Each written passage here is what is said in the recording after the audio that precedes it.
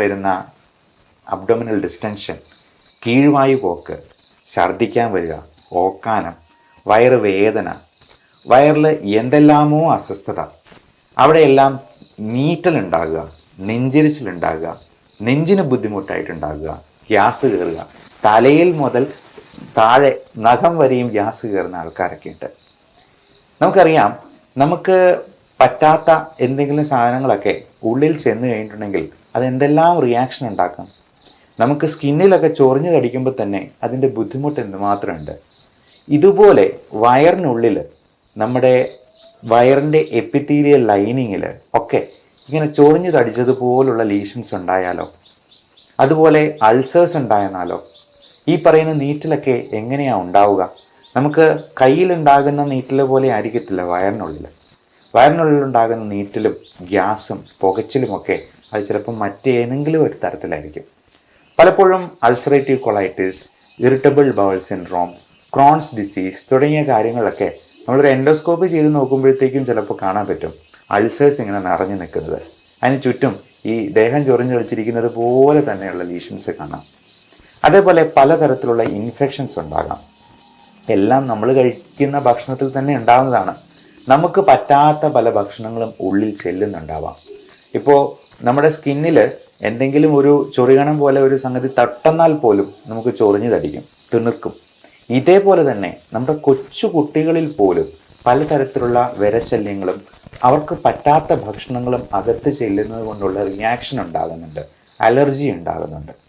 പലപ്പോഴും eosinophil count ഒരു പരിധിയിൽ കൂടുതൽ, അതായത് 8-9% ഒക്കെ ഉണ്ടെന്നുണ്ടെങ്കിൽ നമ്മൾ കൊച്ചുകുട്ടികൾക്കും മുതിർന്നവർക്കും ഉറപ്പായിട്ടും കൊടുക്കുന്ന ഒരു മരുന്നുണ്ട്, ആൽബൻഡസോൾ.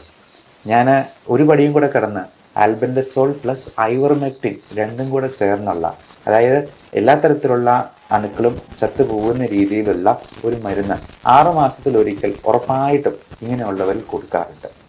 ചിലപ്പോൾ അത് റിപ്പീറ്റായിട്ട് 2 പ്രാവശ്യമൊക്കെ ചില ആൾക്കാരിൽ കൊടുക്കാറുമുണ്ട്.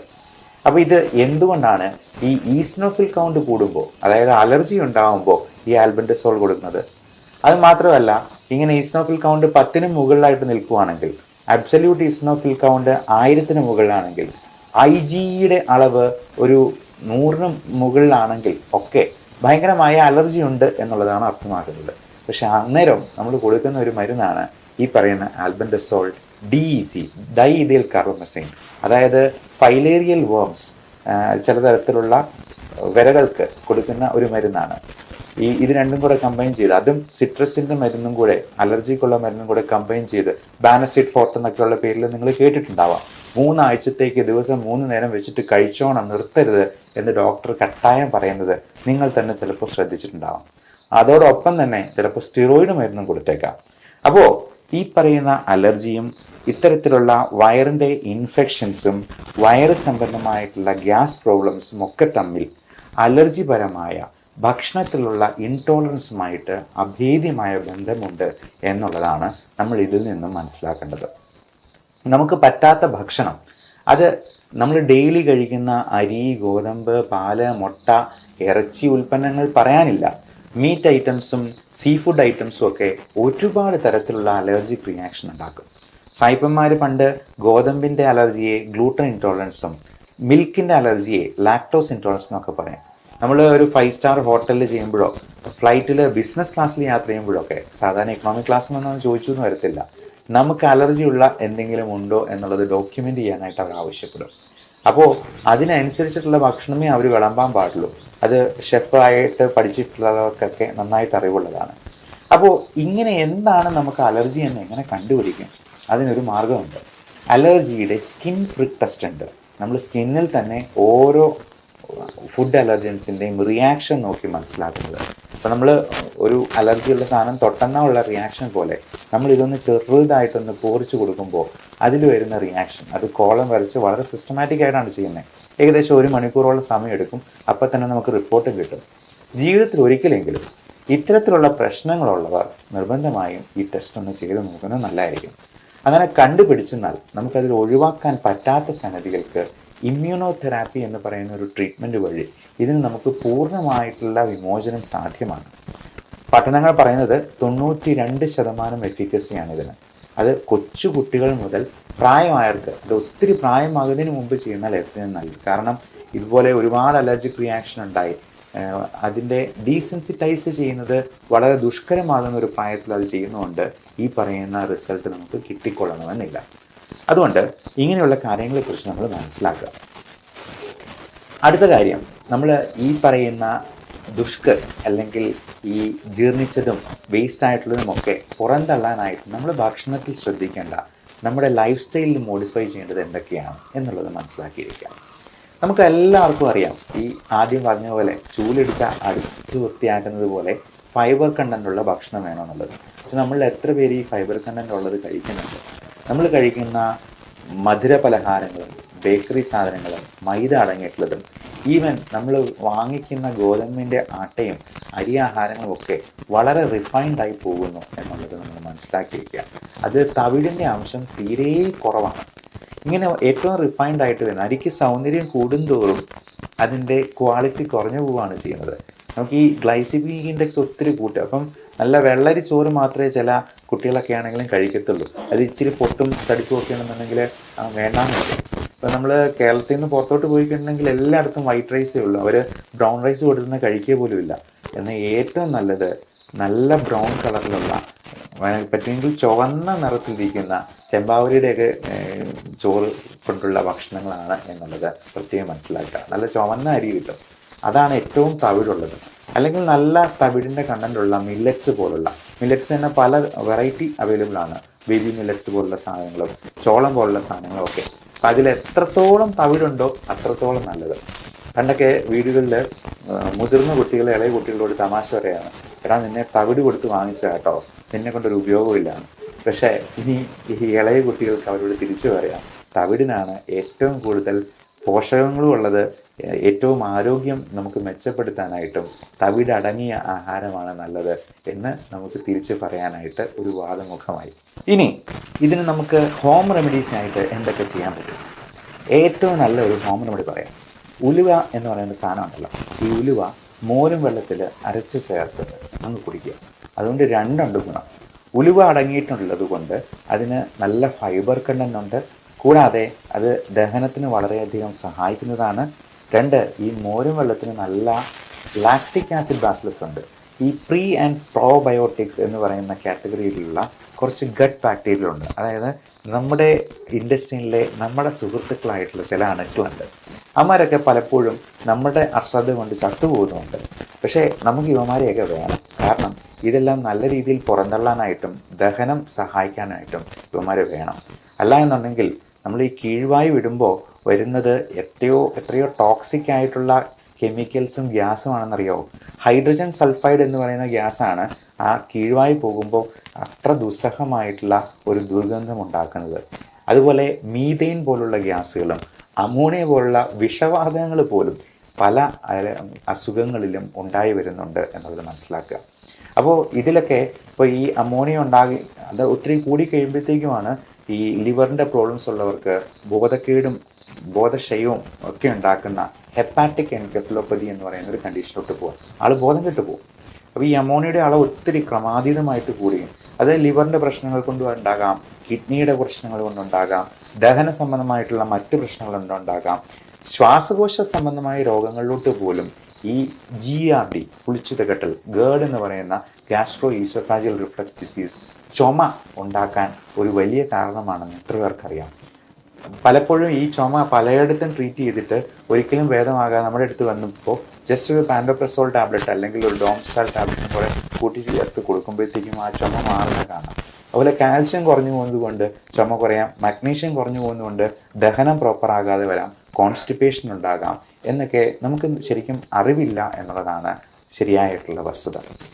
അപ്പോൾ മഗ്നീഷ്യം കണ്ടൻറ്റ് കൂടുതലുള്ള ഭക്ഷണങ്ങൾ കഴിക്കുന്നതിനോടൊപ്പം തന്നെ അതിനെ കുറച്ച് കളയുന്ന സ്ട്രെസ് ഫാക്ടറും സ്മോക്കിങ്ങും പിന്നെ നമ്മുടെ ഭക്ഷണത്തിലുള്ള പലതരത്തിലും ഈ ബെവറേജസ് പോലുള്ള ആൽക്കഹോൾ പോലുള്ള സാധനങ്ങൾ, കോഫി ഒത്തിരി കുടിക്കുന്നതൊക്കെ നമ്മൾ ഈ മഗ്നീഷ്യത്തെ കുറച്ച് കളയേണ്ടതായിരിക്കും. പലപ്പോഴും ഈ ഉറക്കമില്ലായ്മയൊക്കെ തന്നെ മഗ്നീഷ്യവും കാൽഷ്യവും കുറച്ച് പോകാനായിട്ടും വൈറ്റമിൻ D3യുടെ അളവ് കുറഞ്ഞു പോകാനും ഇത് തന്നെ പലതരത്തിലുള്ള സ്ട്രെസ് ഫാക്ടർ ഇൻഡ്യൂസ്ഡ് ആയിട്ടുള്ള ഗ്യാസ്ട്രൈറ്റിസും ഉണ്ടാക്കും. അപ്പം നമുക്കറിയാം ഈ നമ്മുടെ പിള്ളേർക്കൊക്കെ പരീക്ഷയുടെ പോകുന്ന അന്ന് ദിവസം രാവിലെ ചിലപ്പോൾ വയറ്റൊഴിച്ചിലും ചിലപ്പോൾ കോൺസ്റ്റിപ്പേഷനും ഛർദിയും ഒക്കെ ആകുന്നത് ഈ സ്ട്രെസ് ഇൻഡ്യൂസ്ഡ് ഗ്യാസ്ട്രൈറ്റിസിൻ്റെ ഭാഗമാണ്.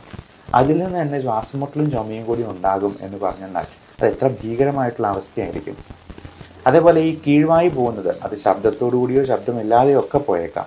അതിൽ ഈ ഹൈഡ്രജൻ സൾഫൈഡ് എന്ന് പറയുന്ന ഗ്യാസ്, അത് ചീഞ്ഞ മുട്ടയുടെ ഉള്ളിൽ നിന്ന് വരുന്ന ഗ്യാസാണ്. അതുപോലുള്ള സാധനങ്ങൾ നമ്മുടെ വയറിനുള്ളിൽ കെട്ടിക്കിടക്കുന്നുണ്ട് എന്നുള്ളത് നമ്മൾ അപ്പോഴേ മനസ്സിലാക്കിക്കൊള്ളണം. ഇതിന് പലതരത്തിലുള്ള മരുന്നുകൾ നമ്മൾ മോഡേൺ മെഡിസിൻ തന്നെ കൊടുക്കാറുണ്ട്. അത് പലപ്പോഴും മരുന്നുകളല്ല.